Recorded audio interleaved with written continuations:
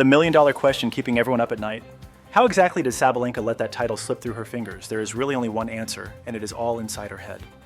The damage was done the second the first ball was struck. Rybakina came out swinging with flawless precision, and after dropping just a single game, Sabalenka was already spiraling. Make no mistake, Rybakina has returned to the throne where she rightfully sits.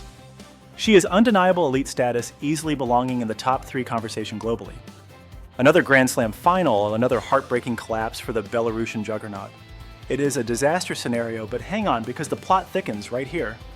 The iconic coach Patrick Mouratoglou has officially entered the chat, dropping a bombshell analysis on Sabalenka's Australian Open defeat to Rybakina. Trust me, he did not mince words, delivering a verdict so scathing it has sent shockwaves through the entire sport. Let us dive straight into the chaos. If you scrutinize the total points tallied by both competitors, the margins were razor thin across the board. It all came down to who could handle the heat when it mattered most.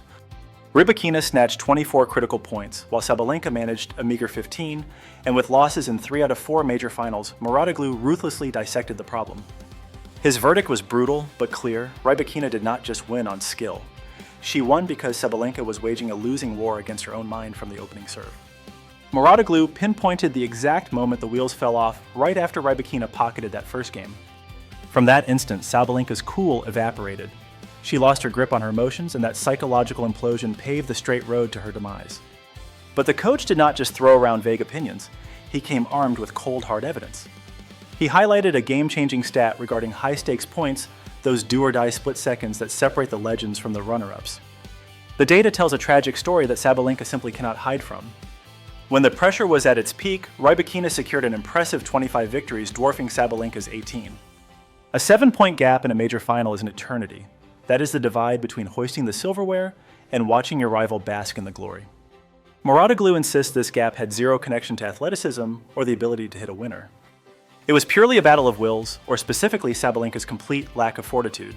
And honestly, the man is spot on about her psychological barriers. We have watched this same movie play out time after time.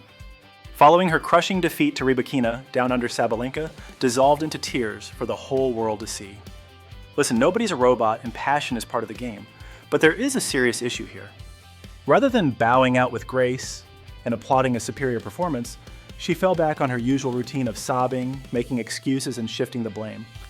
It has got to be rough for her, likely haunting her thoughts about how that final set unraveled. We are not criticizing raw emotion after a heartbreak. That is totally relatable. The real problem is a chronic habit where she refuses to admit that the woman across the net just outplayed her. She never seems to grasp that sometimes her opponent is simply the better fighter on the day. She turns the spotlight inward, obsessing over her errors and her mindset. Mouratoglou hit the nail on the head. She fails to validate her rivals, denying them the respect they earned as equals, or in this case, as the victors. Trapped in that self-centered bubble of frustration, she blinds herself to any lessons her competition might teach her. There is no evolution, there is no growth. The result: she walks off the court a loser again and again, but wait, it gets even juicier. This is hardly the first instance of Rybakina setting up camp inside Sabalenka's mind and walking away with the win.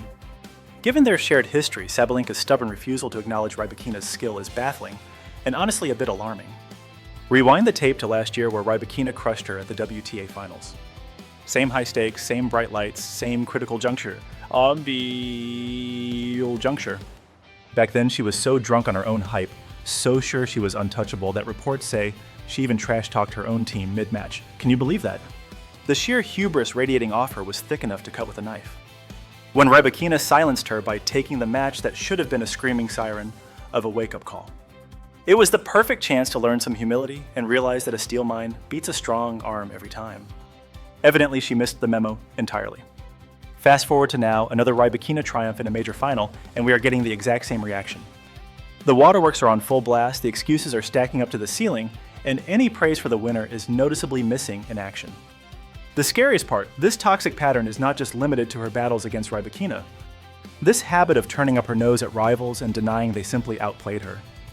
It's not a one-time thing, it's a chronic behavior pattern. Let's rewind the tape to the clay courts of Roland Garros last year, right when Coco Gauff snatched her maiden Grand Slam trophy in that stunner of a victory over Sabalenka. That was the coronation moment for the American prodigy, the match that stamped her passport as a bona fide major legend. The entire tennis community erupted celebrating the arrival of the sport's newest superstar. And Aryna's reaction to this historic feat. You called it she dusted off the exact same tired playbook. Sabalenka doubled down, insisting Coco wasn't actually the better player. She swore the result came from her own unforced errors, not Goff's grit, talent, or heart. She completely downplayed the win, shifting the spotlight away from her opponent's brilliance and making the conversation strictly about her own failures rather than Goff's success. She basically said, "She didn't play incredible tennis, I just handed it to her by missing easy shots." It was a slap in the face then, and it's a slap in the face now. The rot starts between her ears. This is exactly the nerve Mouratoglou hit when he dissected those critical high-stakes moments. When the trophy's on the line, when the stadium holds its breath, and the tension is suffocating. That is when psychological armor makes or breaks you. Raw athleticism hits a ceiling eventually.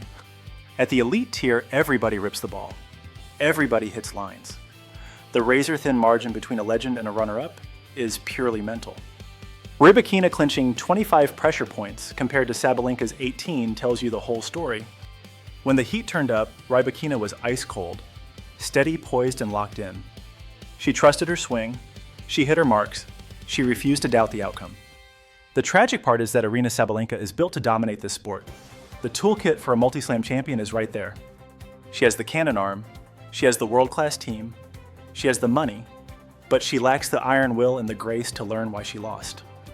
Until she dries her tears and drops the alibis to actually analyze how rivals are cracking her code and getting inside her head. This loop is going to repeat. Mouratoglou isn't guessing. He's watched generations of winners rise and fall. The man has mentored the absolute titans of tennis history. So when he diagnoses a psychological implosion backed by hard data, calling it a mental defeat rather than a physical one, you'd better listen. He knows the recipe for greatness, and he just pinpointed Aryna's fatal flaw with laser accuracy. Now we face the million-dollar question. Is Aryna listening? Can she finally shatter this toxic habit of denying her opponents their due respect? Will she forge the steel nerves needed to survive match point, or are we destined for a rerun? Another Sunday final, another collapse, another presser filled with weeping and what-ifs? Elena Rybakina has already proven twice she can live rent-free in Sabalenka's head and win the war of nerves. Coco Gauff pulled the exact same heist at the US Open. The writing is on the wall. Patrick Mouratoglou exposed the blueprint for the world to see. Now the ball is firmly in Aryna's court. The engine is a Ferrari, but until the driver focuses, we are going to keep watching her crash when the lights go green. I want to hear from the tennis community on this one. Is Mouratoglou spot on about her fragile psyche? Can she conquer her demons and stack up those major trophies? Or is she stuck in this self-destructive cycle forever? Sound off in the comments. If you dug this breakdown, crush that like button, sub to the squad, and ring the bell so you never miss a beat of our coverage. Till then, keep your eye on the ball and I'll catch you in the next one.